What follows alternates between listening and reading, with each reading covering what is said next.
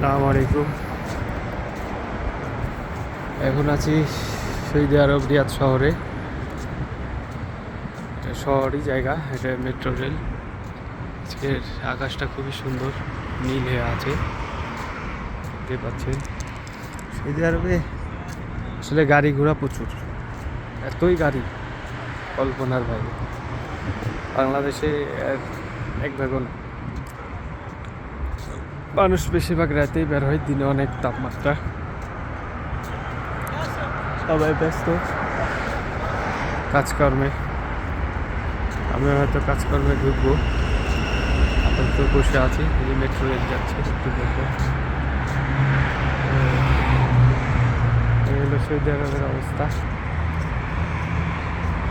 প্রবাস জীবনে আসছি আজ 5-6 দিন হলো।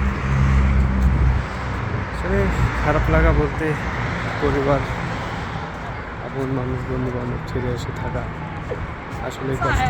এটা প্রবাসে না আসলে বোঝা যায় না, অনেক খারাপ লাগে।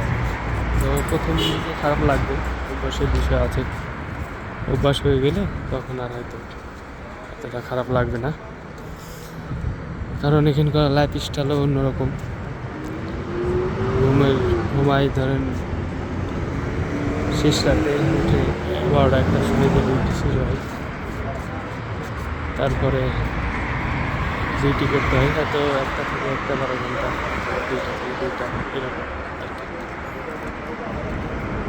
তো হয়তো কাজ শুরু হয়ে গেলে অনেক ব্যস্ত হয়ে যাব। এখন ভিডিও করছি, একা একা ঘুরে বেড়াচ্ছি, কেউ নেই। হয়তো কিছুদিন গেলে পরিচিত কেউ হবে।